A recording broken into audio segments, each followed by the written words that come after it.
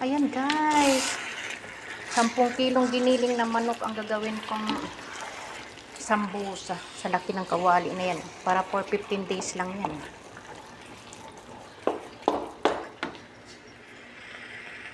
Ayan, igisa muna natin. Mekos-mekos lang muna natin guys yan. Bawang at sibuyas. Pag nag-dry, ilagay natin ang ating gulay. Makikita nyo rin yan. Yan ang ating giniling guys. Pa-dry muna natin yan. Bago natin lagyan ng mga spices. May tubig pa konti kasi.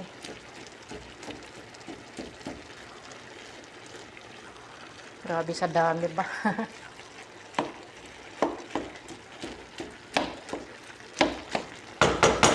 May kosmeka. Yan guys, lagyan na natin siya ng asin. At medyo dry na siya. Tapos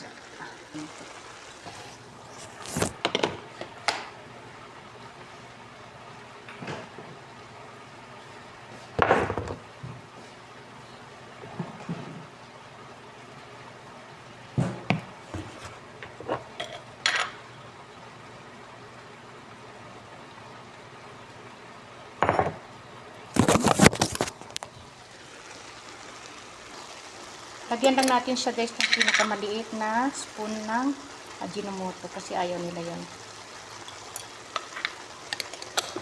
Tapos lagyan natin siya ng chili powder. Is ng buharat. Yan ang kanilang spices dito. Yan. Masarap yan. Tapos lagyan natin siya ng cumin. Ito ang cumin guys. Mabango siya. Yan.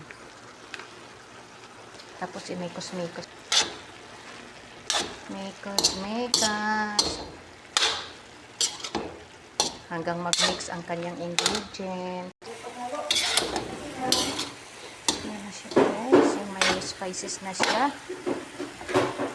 Ngayon ilalagay na natin ang ating mga tatas, carrots. Wait lang.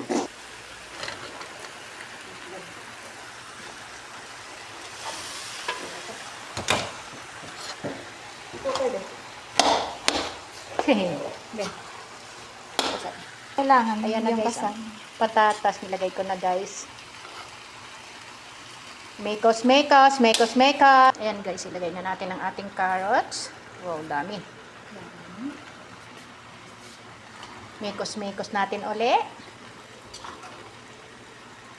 Hulbog mayabo. Paano kaya to guys magkasya sa laki na ito? Lalagay na natin ang ating green peas. Wait lang. Yan guys, ang ating green peas. Yan na guys. Oh, ang dami oh. Parang magpapakain kami nito ng pistahan ba. Yan ang ating mga green grass of all. Grand grass of hope. Ayan.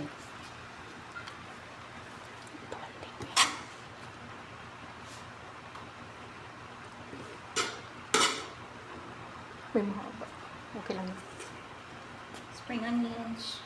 Spring onion, parsley, coriander, at dill. Yan ang ilalagay natin guys.